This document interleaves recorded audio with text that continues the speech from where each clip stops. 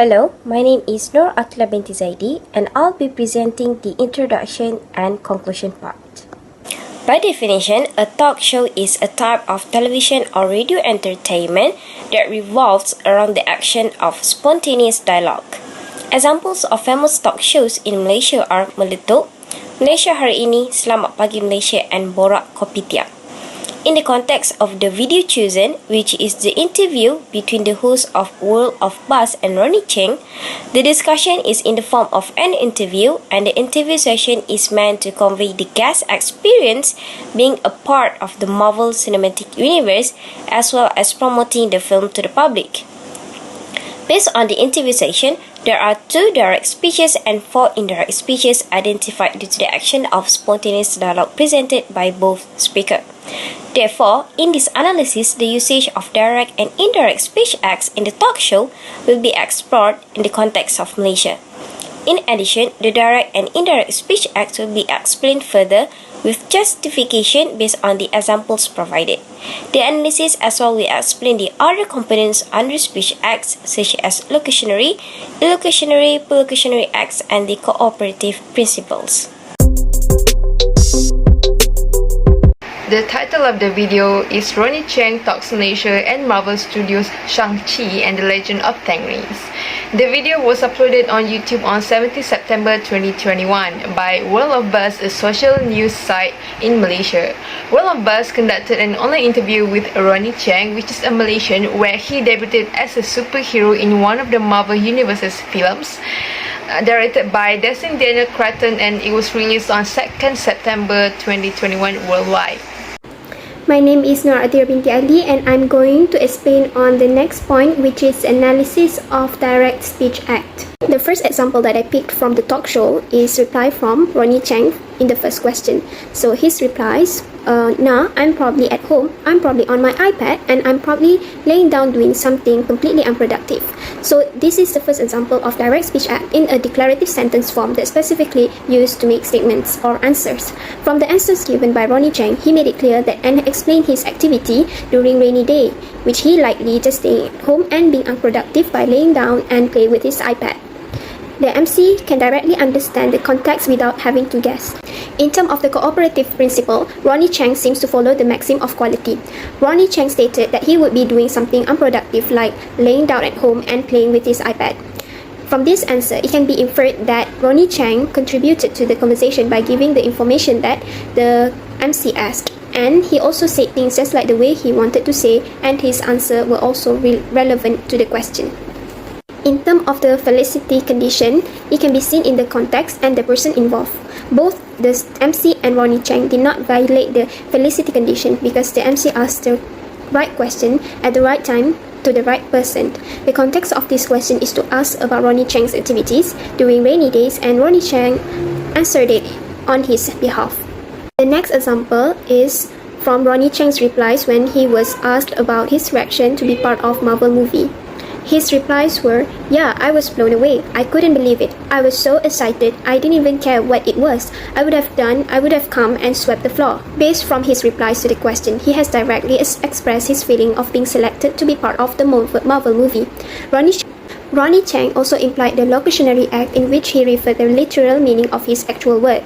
His replies can be understood right away and have no hidden meaning. Both MC and Ronny Cheng understood the context of the speech.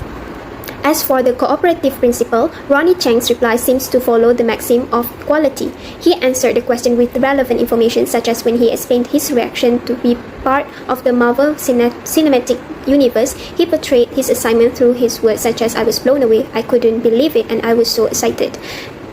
Another type of maxim is the maxim of relation. Ronny Cheng answered the question according to the context. The context was to tell his reaction, and he managed to answer the question successfully. Hi, I am Unisha Rimi and I'm going to explain about the use of indirect speech that can be found from the talk show. The first example of indirect speech from the talk show is when the host was asking a question to Ronny Cheng, however he did not finish his question, and this actually prompted Ronny to continue the sentence with his answer. The host asked, on a rainy Sunday evening, Ronny Cheng can be seen doing, and Ronny replied with, can be seen at home, it's raining. This actually implied that the host indirectly gave the cue for Ronny to answer the question without being directly asked. And the host was seen implying the illocutionary act as it can can be seen through the host's intention, who subtly requests the guest to answer his question without being given a verbal cue.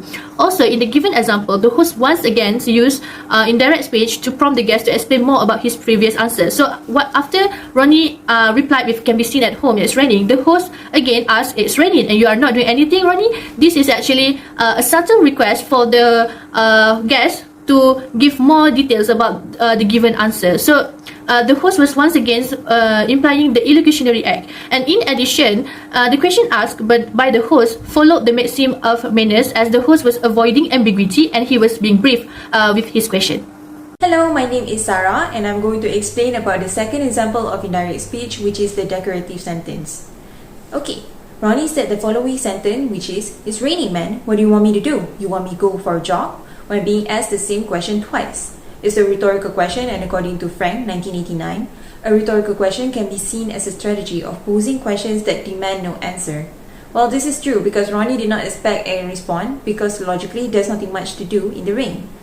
This violates the felicity condition of questioning because A, he was asking a question that he already knows the answer to, B, he does not necessarily want to know the answer to the question asked, and C, he knows that the host would not be able to provide an accurate answer for the rhetorical question given because only he himself knows the answer to this question. He also violates the cooperative principle, which is the maxim of manner, because he adds unnecessary proximity as he was not being brief with his answer. For instance, instead of answering the question given by the host nice and easy, he decided to ask a rhetorical question. Then he also shows obscurity of expression by being sarcastic with the host. Next example is when being asked upon landing back in Malaysia, the first food item that Ronnie Cheng ordered is, he answered char kway teow all day, every day without missing a beat. This is an indirect speech of fact because although the host did not specifically ask for his favorite Malaysian food, it is implied in this question. The sentence followed the felicity condition of sincerity because Ronnie seemed very genuine with his answer. And the fact that he could answer the question without having to put too much thought into it shows how much he really loved char kway teow. Lastly, he also claims that he could eat it all day, every day, although he might exaggerate the sentence a bit. The sentence char kway teow all day, every day also complies with all four elements of the cooperative principles, which are the maxim of manner, quality, quantity, and relation.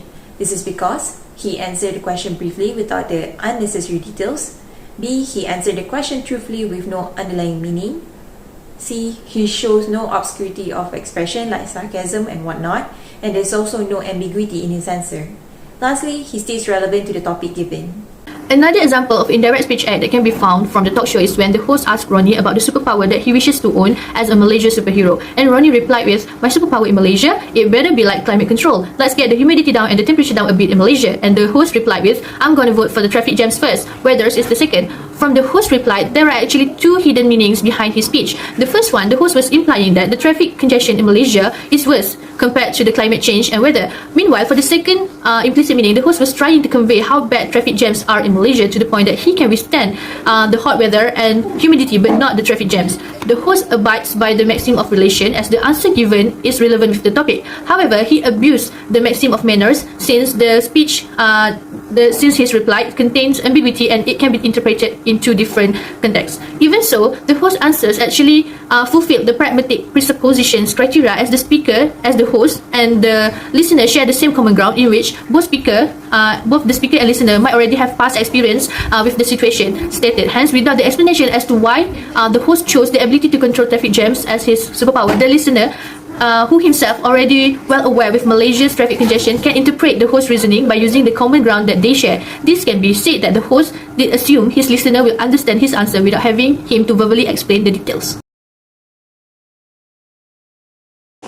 In conclusion, based on the speech act analysis of the talk show, only the locutionary act exists in direct speech, while the illocutionary and perlocutionary act exists in indirect speech. In a general sense, speech acts persist in the form of communication which highlights the literal meaning by the speaker, as well as the actual meaning beyond the utterances by the speaker. Through the analysis as well, it can be concluded that most of the time, the cooperative principle is obeyed during the spontaneous dialogue presented in talk show.